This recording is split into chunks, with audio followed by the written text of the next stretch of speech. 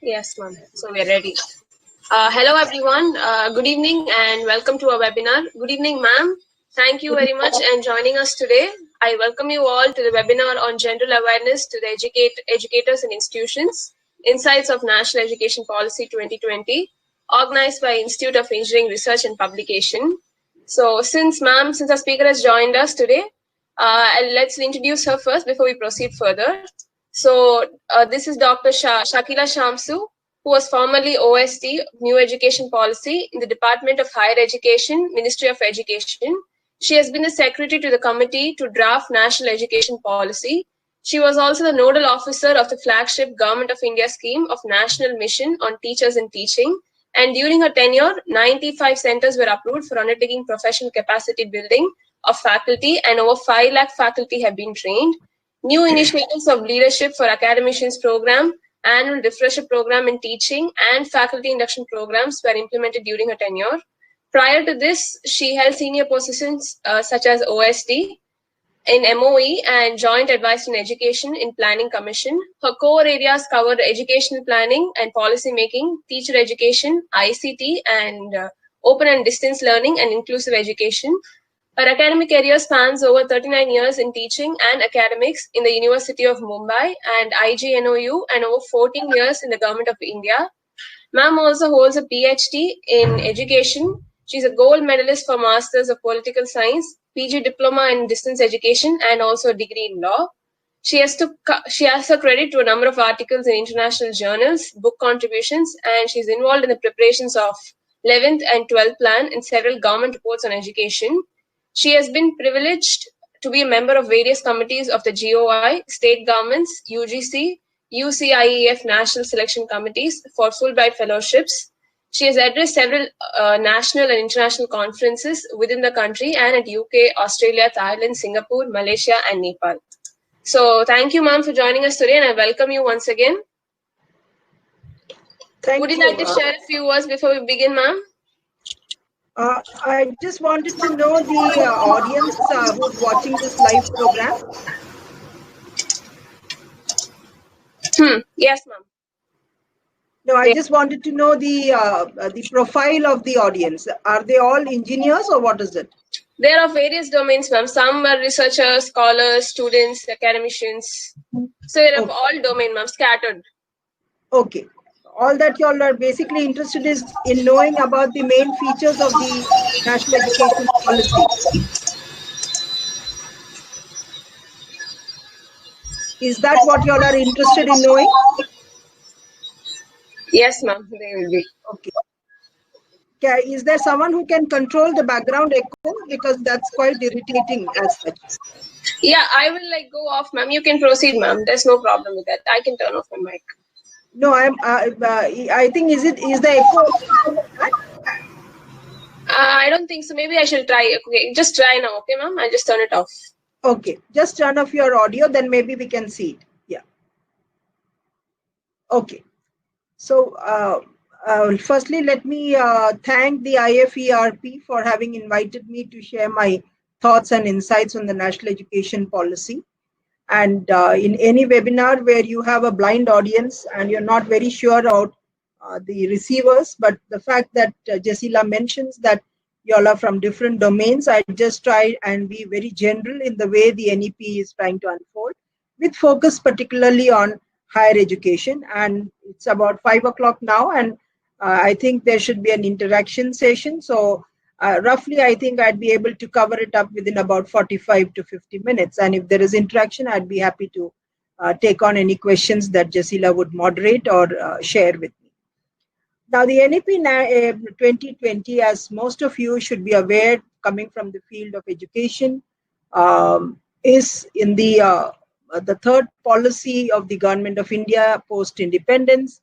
And we have said that this is the first policy of the 21st century. The earlier policies of 1968 and 1986, which was modified in 1992, remain the main policies on which the educational edifice of this country has been built upon.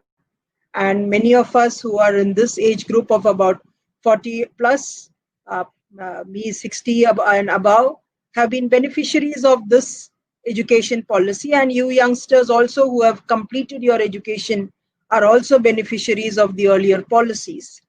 However, any education policy, or for that matter, any policy, has a lifespan, and because of changes that happen around the globe and within the society and within the economy, there is need for changing the policy. So one of the questions that commonly gets placed and put before us is, why was there a need for the government to even think of a new policy?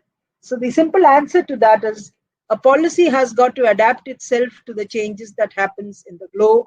Otherwise, you would be possibly doing a kind of a great disservice to the students who are the main stakeholders of this sector, by not equipping them with the right kind of skills, knowledge, and attitudes. So as far as education is concerned, I would say the onslaught of technological innovations, the massive expansion of information and communication technologies, the variety of ICTs that are available, greater thrust on research and innovation, globalization that has taken place, the mobility that has put up more competitiveness in the sector. All these are reasons which are the rationale for bringing about a new education policy.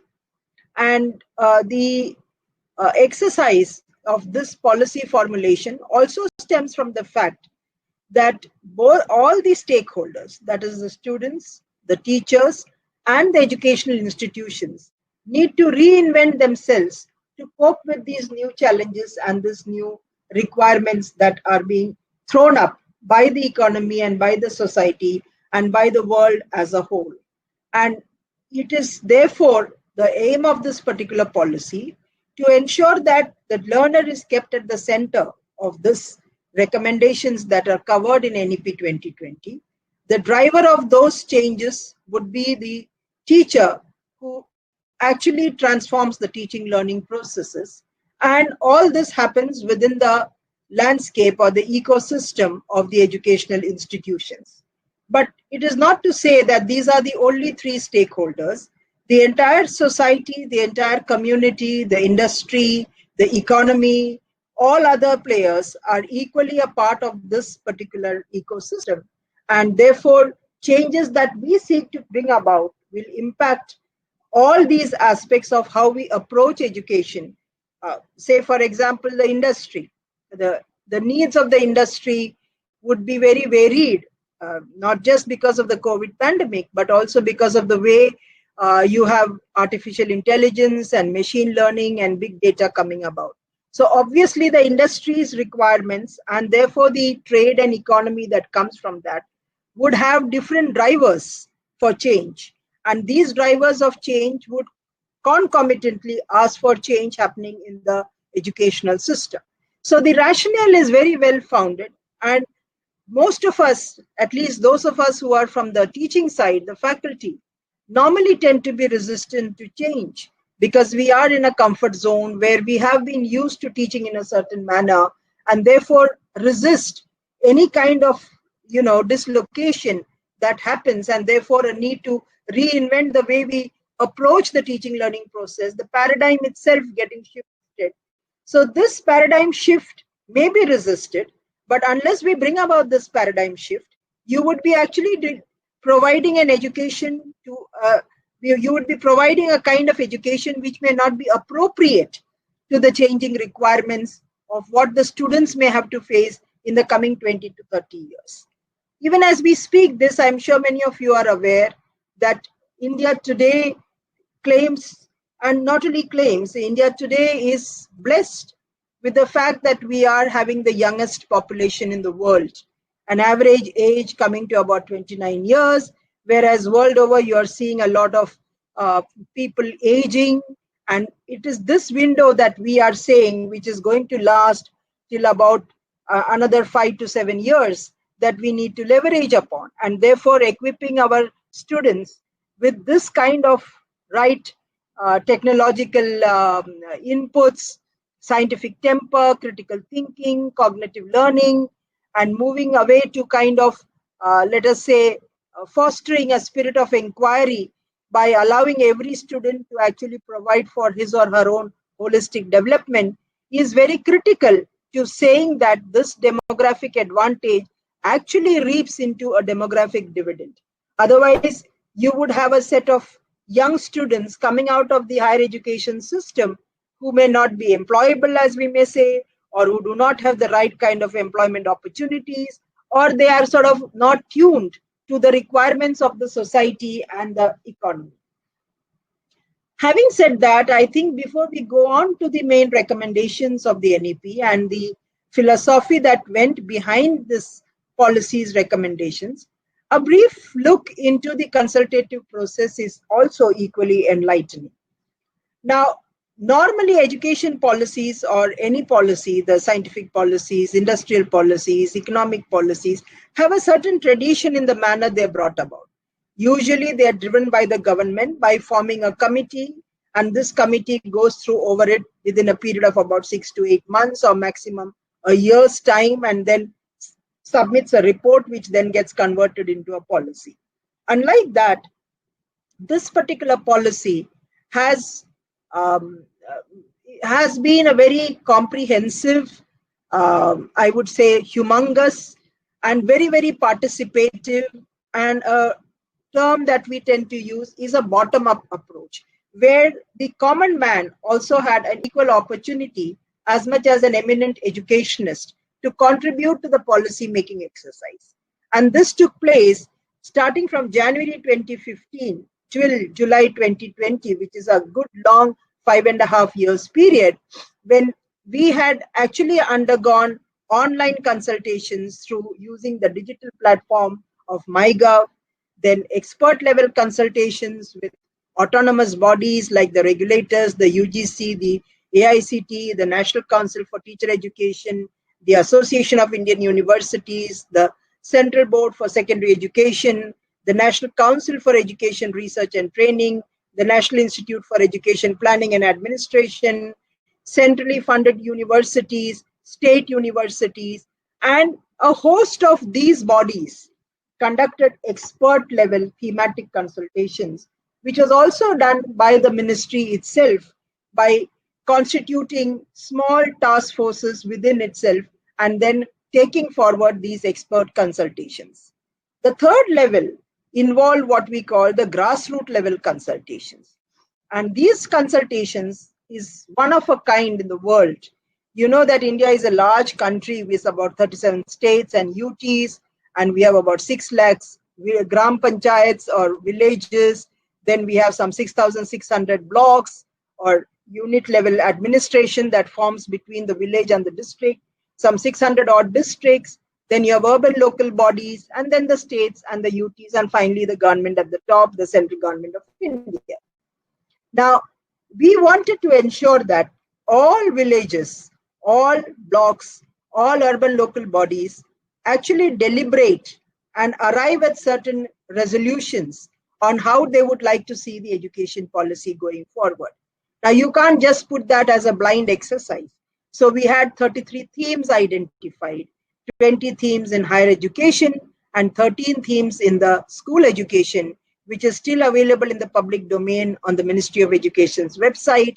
And these themes range from learning outcomes in school education, focus on child health, assessment, learning of languages, promoting sports and fitness, looking into teacher education, aspects of school administration and governance, and in higher education, how to improve state universities, promote research and innovation, take forward the idea of public-private partnerships, regional and social gaps, the inclusion aspect of it, internationalization, promoting quality and excellence in higher education institutions, regulation and governance. So 33 themes were identified, and question templates were devised for people to actually hold Panchayat Samiti meetings and village education committee meetings and upload all these resolutions on a sister website of mygov.in called survey.mygov.in.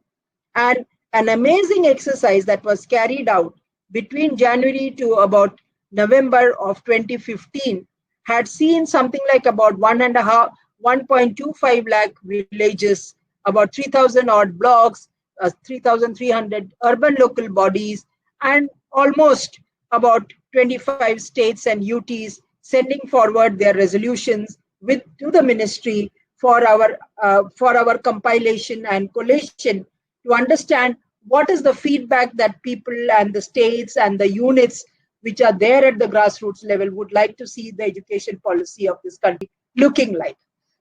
Now, so you had in the period between January to November of 2015, something like a huge collection of about 6 lakh suggestions that came in either online or came in through the grassroots consultations or came in the form of outcome reports and documents or came in by electronic means, by emails and even by hard copy to the ministry, which then flowed or went into the hands of a committee that was initially constituted in October 2015 by the then Union Minister, Madam Smriti Irani ji, that was headed by the former Cabinet Secretary, late TSR Subramaniam.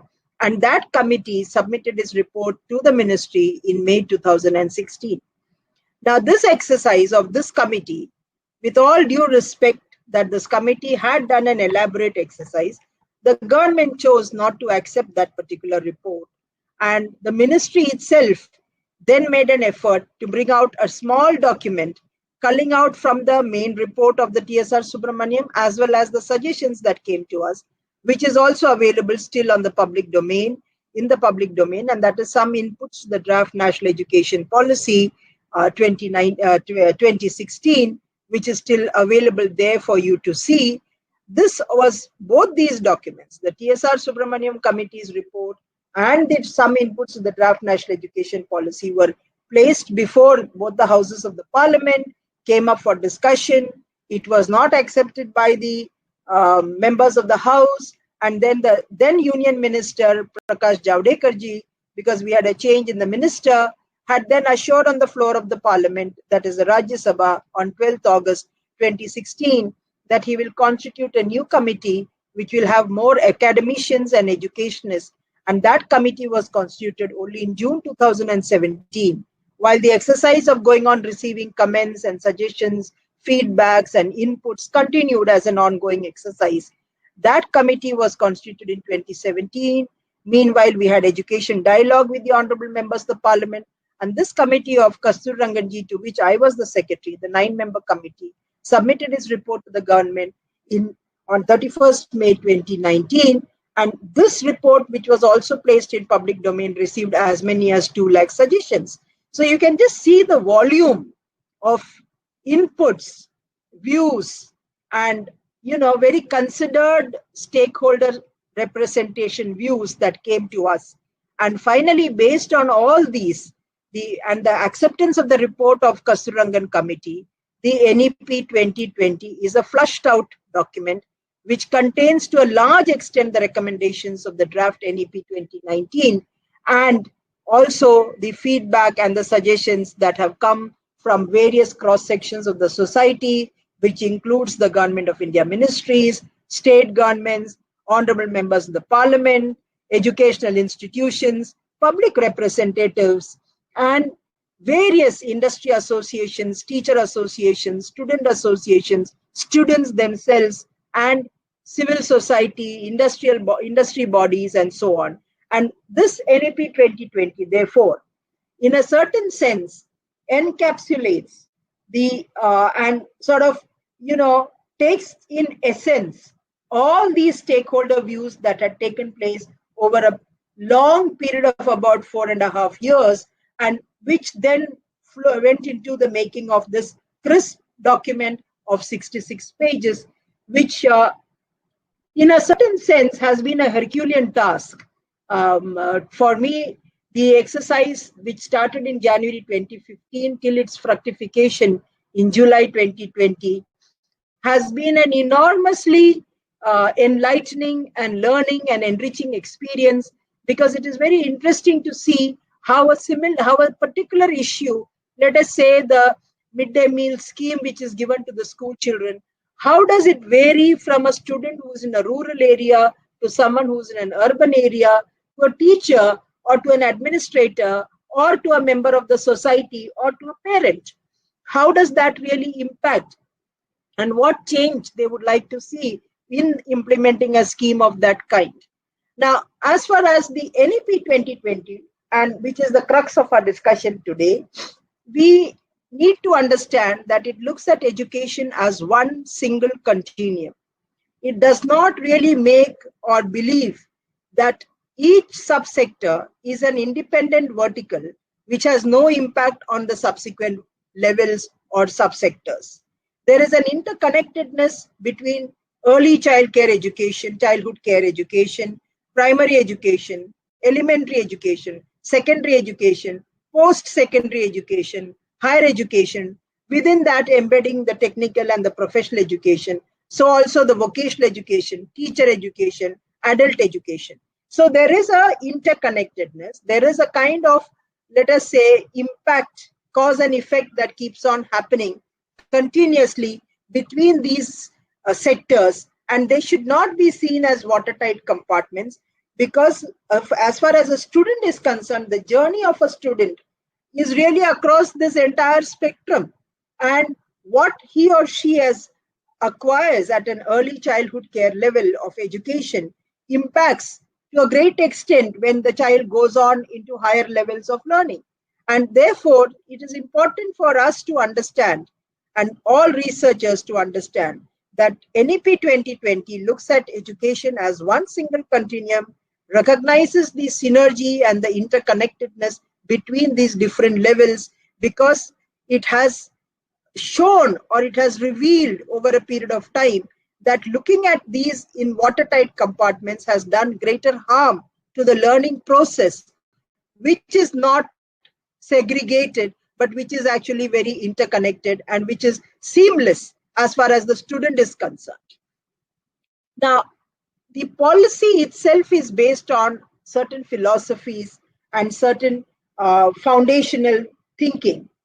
One important such philosophical thinking is the Jacques Delors Commission's report of learning in the 21st century, titled Learning the Treasure Within, which has highlighted the fact that learning is not per se an activity which is an end in itself, but it is consisting of 4 different pillars.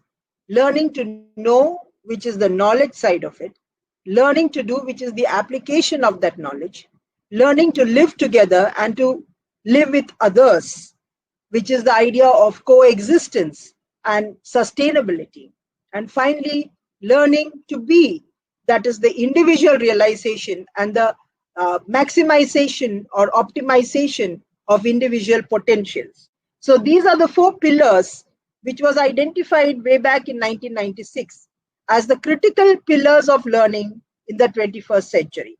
And a policy of this kind, which is actually intended to be for the 21st century, bases itself on these 4 learning pillars of learning to know, to do, to live together and to live with others, and learning to be. And the other philosophical foundation, more in terms of a commitment, rather a global commitment, is our commitment to the Sustainable Development Goals of 2030 of the United Nations, and particularly the Sustainable Development Goal 4, SDG 4 as we call it, which says that it would be the aim to promote inclusive and quality equitable education to all with lifelong learning opportunities. Now, these 2 paradigms, or these 2 very significant philosophical basis, forms the, I would say, the actual foundation on which the entire NEP 2020 has put forward its various recommendations.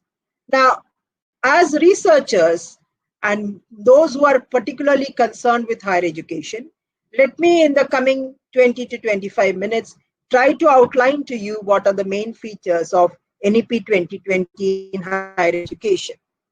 While at the same time, as I said, early childhood care and education has got a lot of importance. The foundational literacy and numeracy mission to address the learning crisis is of a critical importance. Learning in the mother tongue in the early years and mother tongue instruction is a significant recommendation in school education.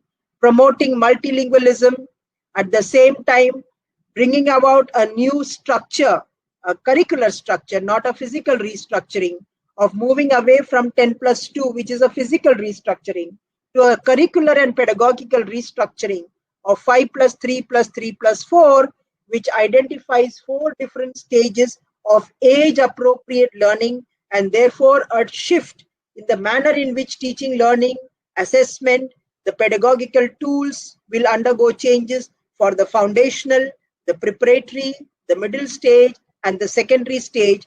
And inbuilt within all this is the idea that if you want to promote the holistic development of every child and recognize the cardinal principle which is outlined in chapter 1, the introduction, 22 cardinal principles, the first being that we should be able to recognize and nurture the unique potential of every single child and promote the holistic development of that child, which would mean that you must build in flexibility so that you allow all aspects of human development that the child may possess to be maximized through an education system. So the catalyst, the change is happening through the education system, through the vehicle of the institution and the teacher, and this would require a total shift from a structured form of learning to an unstructured and unbundling of various aspects of teaching learning, moving away from the curricular structures of arts, science, vocational and academic, curricular, extracurricular and co-curricular, and allow a student to choose any subject, which could be pure sciences, which could be languages, which could be music, performing arts, sports, any of these, or a vocational craft or a subject, any of these could be allowed to the child, so that, as we said,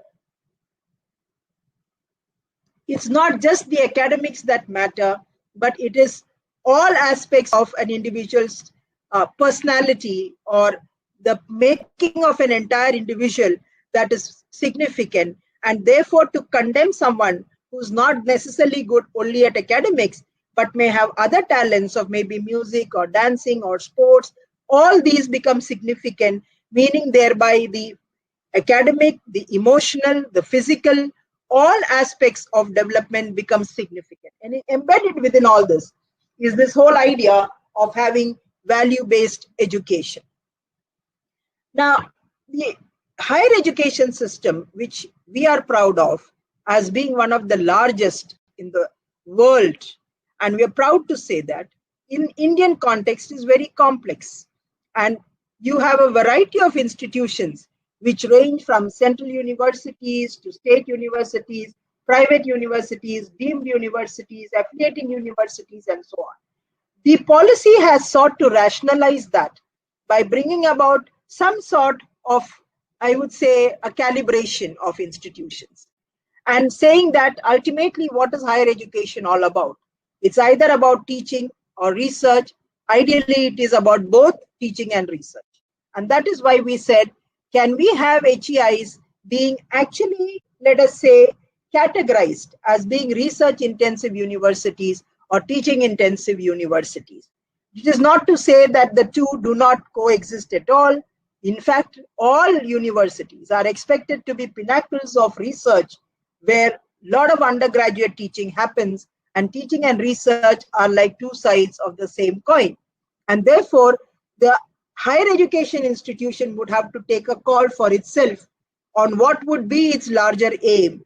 Would it like to focus mostly on research with some degree of undergraduate teaching, or would it like to focus largely on undergraduate teaching with some amount of focus on research? So these are the two broad categories of higher education institutions, which in a period of about 10 to 15 years, we should be able to say that we know that India is a country which has this many number of research-intensive universities and this many numbers of teaching-intensive universities.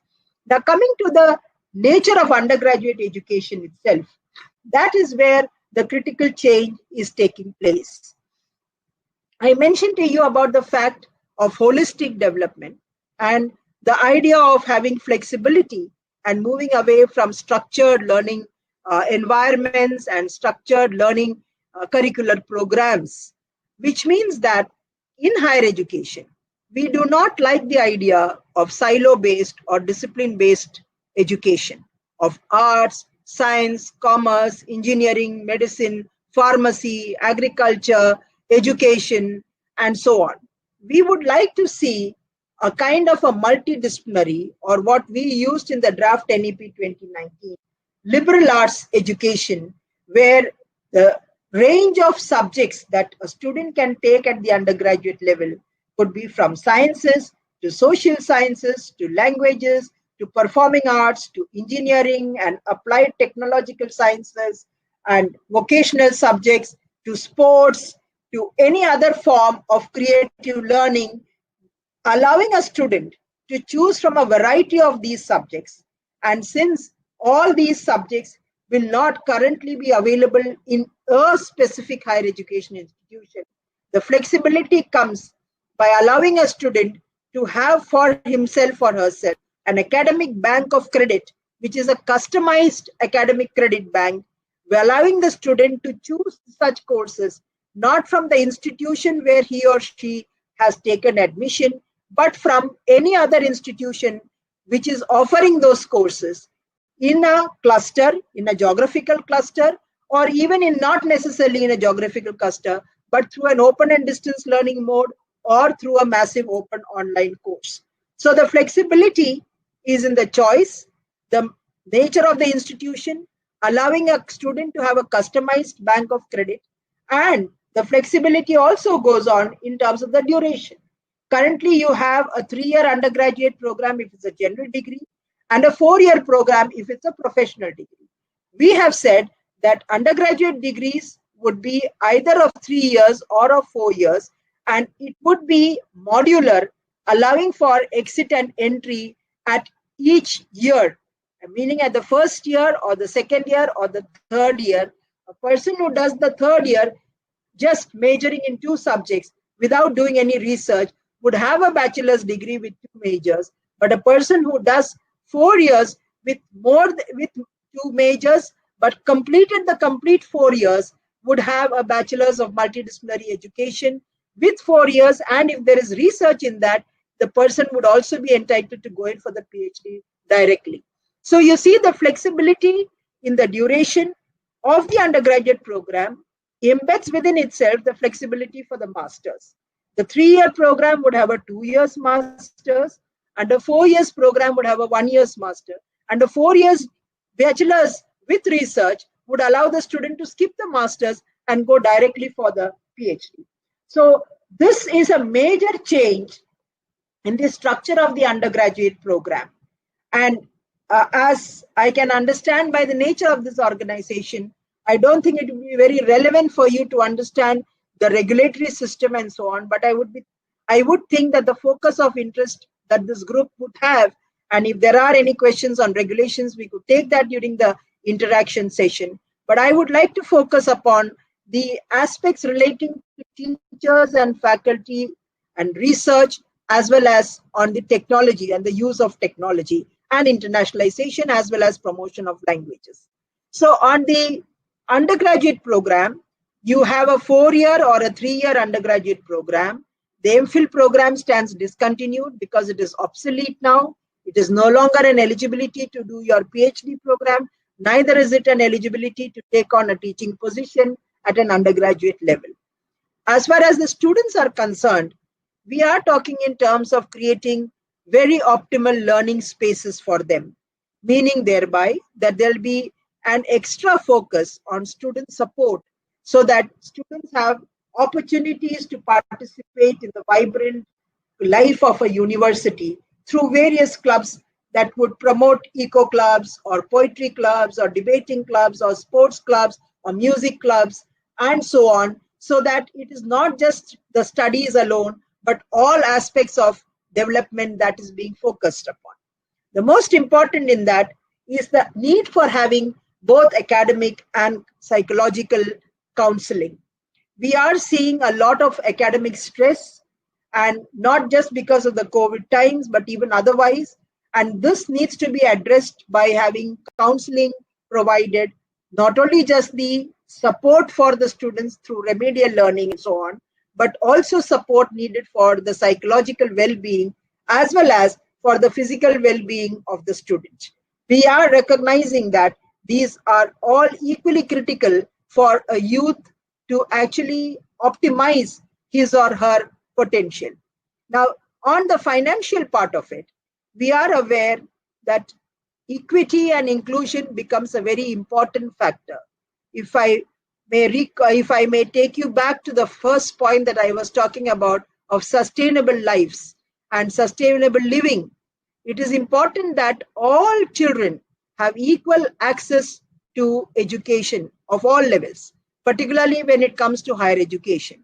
And for this purpose, we have said that we will have a common terminology of socially and economically disadvantaged groups, SCDGs, to address the educational needs of the disadvantaged groups, such as the scheduled castes, the scheduled tribes, the OBCs, minorities, women, transgenders, children with physical disabilities and learning disabilities, urban poor, people living in geographically inaccessible regions, all these children from migrant families in vulnerable situations, all these categories, we have clubbed them together as calling them the socially and economically disadvantaged groups.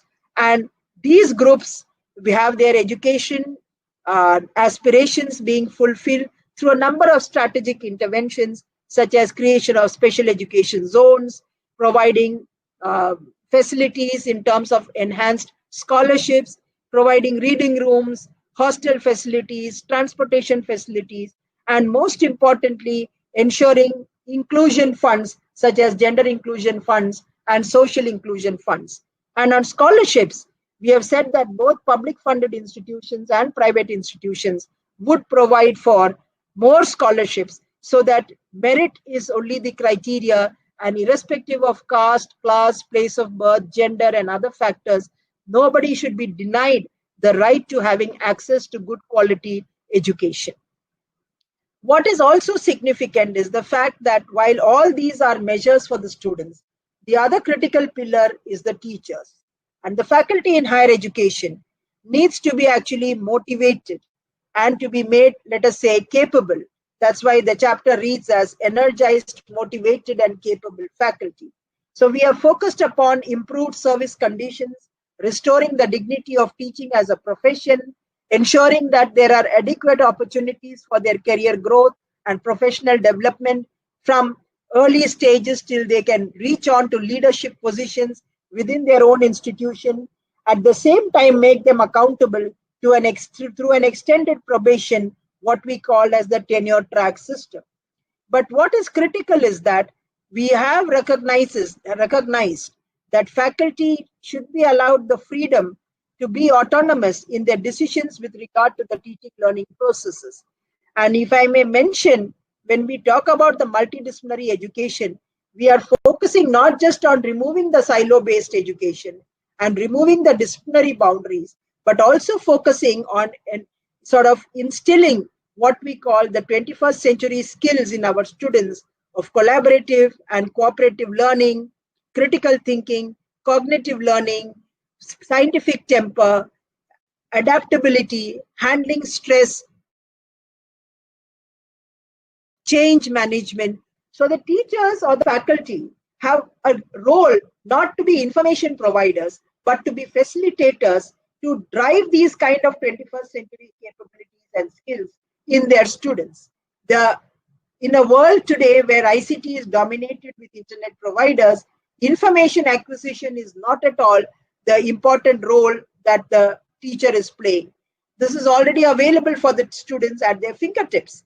But what is important is how to guide them so as to actually use this information in the most relevant manner, be there as a philosopher and a friend and a facilitator and someone who actually motivates the students to imbibe what we call the 21st century skills of working in a team, of doing collaborative research, of actually having a scientific temper, trying to innovate, trying to do experiential based learning, transferring that knowledge for application of it to what we may call applied research, and therefore become innovators and job creators rather than merely becoming job seekers.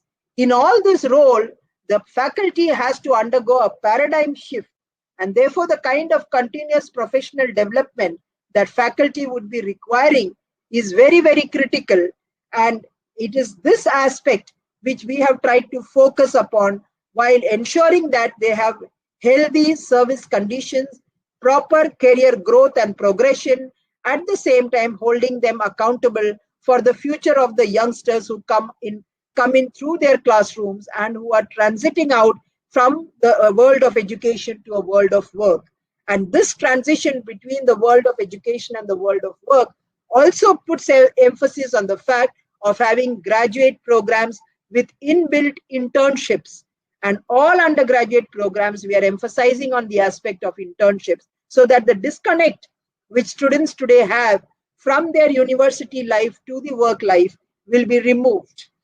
Another critical area is the emphasis on research.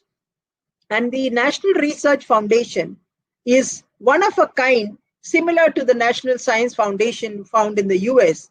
The idea is to bring about an umbrella body which will encompass all kinds of research that is happening and promote interdisciplinary research that is there, and also encourage research in uncharted areas of artificial intelligence and robotics, while at the same time not stopping the funding of existing research happening through the research organizations such as the ICAR or the ICSSR, the DST, and so on.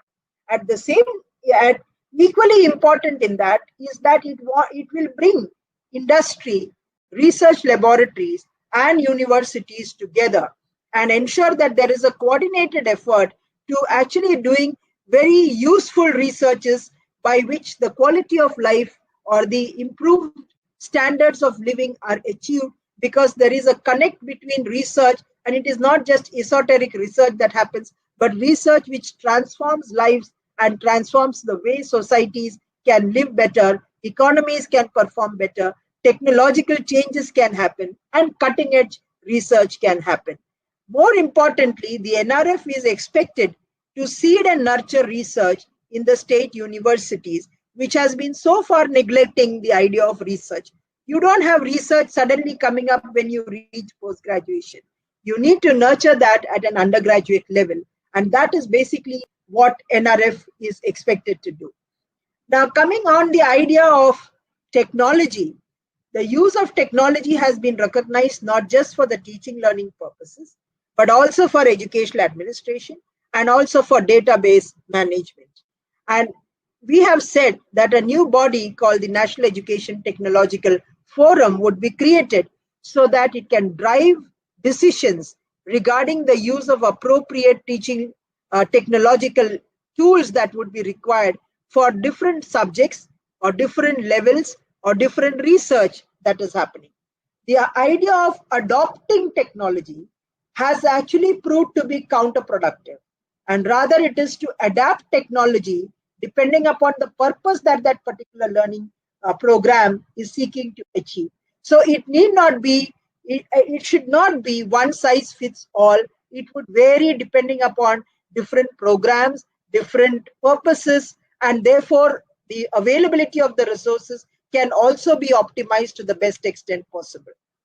But the chapter 24, which talks of online education and digital education, which is particularly taking into account the COVID pandemic, it tries to say that we seem to be living in an era where for about 2 to 3 years, we would be forced to actually continue on online learning platforms.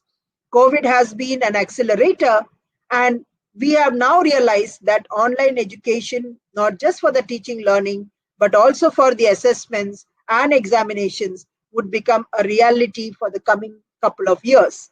If so, what are the concerns? And one of the concerns is, of course, the access to digital devices and the digital divide. So remote learning, having standard operating procedures for remote learning, synchronized learning experiences, for enriched learning experiences, and not just something like this where you are talking to a blank wall where you do not even see a participant and therefore you are not aware of what the learner is doing, that kind of faceless intervention cannot happen, because then what the critics are saying, that this kind of teaching learning would be never serving the purpose that it is, would actually prove correct. So the synchronized kind of learning, where there is both ways a communication, not just the face-to-face, but also the kind of clarifications which would normally happen in a classroom situation, being more or less replicated through the use of very advanced ICT tools, and for synchronized kind of learning experiences, virtual labs, hands-on learning that can happen, becomes a crying need. But for that, it is very important that four categories of people or organizations or sets become prepared. Firstly, it is the parents, then the students, then the teachers, and then the educational institutions, other than, of course, the ICT providers themselves. Now, the current crisis has proved to us that our preparedness to handle technology for online learning is far from desired. And what is being passed off as online education is something that is really not online learning at all. And that is not adding value to the students', let us say, knowledge base or a kind of an enriched learning experience. So the aspect of being looked into is the kind of, let me say, training that would be required for the teachers, the capacity building, the optimization of the resources at the level of the institutions, the kind of student counseling that would be required, and most importantly, making the parents, who are now equal participants in this learning process if it is at a tender age, they are to be also sensitized on how these learning process, and mind you, in a country where English is hardly spoken by a very few people in this country, less than 2%, you should have e-content available in regional languages. You should be able to actually communicate in all those languages. Otherwise, you would have a very elitist kind of an online education, which will create a huge divide. And the fallout of that would be seen about 2 to 3 years from now, where world over you would find students coming from the less fortunate sections not actually having benefited from the online learning at all. So the chapter on online and digital education addresses these concerns and tries to look at solutions by creating a dedicated unit within the Ministry of Education, looking at coordinated effort between the teacher training institutions and the use of technology being maximized and optimized in the, or more or less I may say, adapted. And even when I talk about adapting, the curricula itself, the kind of content that is there, you have already a lot of content available. But this content needs to be adapted to the kind of curricula that students are learning in the different classes or the different levels, even in the higher education. So you have a surfeit of e-content available through a number of e-content providers and available through a number of e-platforms. But these have to be adapted to the curricular objectives of a given course or a given academic program. And this has to be done in a very coordinated manner by the teachers and the educational institutions, along with adequate training and appropriate training. The last point that I would like to focus upon is the importance of learning of languages. In higher education, we have made a very strong recommendation of moving away from offering higher education only in English medium and saying that states can decide whether they could like to offer education in other mediums as per their regional requirements. And this is the first time that a policy has talked about higher education in regional languages. At the same time, this country, being a very diverse, pluralistic country, has so many languages being spoken. And because of our colonial hangover, and the importance of English is not at all to be underrated, but the fact that we have denied or we have not tried to enrich or develop the other languages in this country is a really sad state of affairs. And therefore, we have talked about not only the preservation of dying languages and ensuring the development of other Indian languages by setting up language academies, as well as setting up institutions for translation and interpretation. And we have also said about setting up a sign language institute, so that you can have an Indian Sign Language institution, which would help students who are not necessarily using English but other regional languages to have proper sign languages suited to the regional languages. So in all these exercises, we have really tried to understand the interrelationship between language, art, and culture. And that is very critical, because if you're talking of a young population of India not being aware of its civilizational strength, the fact that we had so many cultures within this country, and each of these cultures have given us different types of languages. And these languages have got a lot of heritage related to arts and crafts that are around that language. That becomes very critical for individuals flowering and understanding and connecting to the past, so that that is then becoming a strong point for then developing tourism and other areas and projecting India as a mosaic of all cultures. So the education policy, as I said, I would not try to touch upon the regulation. If there are questions, we can take that. As far as the curricular structure is concerned, we have actually tried to bring out a policy which is forward looking, which is aspirational. But let me sort of clarify to all of you all that just because a policy is approved, it does not mean it becomes effective immediately tomorrow. Guidelines, rules, and regulations have to be brought about, and it is the devil lies in the implementation of the policy. So they have had previous policies where a sizable number of recommendations never got implemented. This policy also sees that we should be able to bring about an effective implementation of the recommendations over a period in a phased manner, 3 or 5 or 7 or 10, depending upon the recommendation, and that the rules, regulations, and notifications for implementing these are brought out by the concerned bodies from time to time for effective implementation of NEP. But in this whole exercise, let us not think implementation is somebody else's baby and we have no role for it. Each one of us needs to contribute his or her might to do a little bit of that change to ensure that the recommendations of NEP 2020 become a reality. Thank you.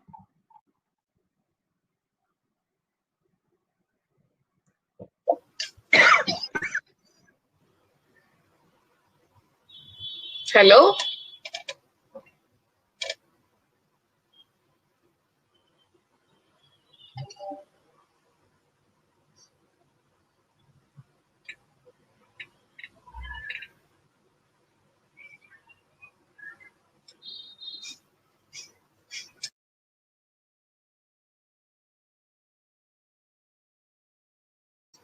Hello.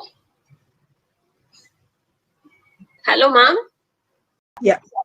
Thank you, ma'am. Thank you so much for joining us today. And I also thank all the participants and attendees who have joined us today in today's webinar. And I also like to thank our academic partner, United Innovators.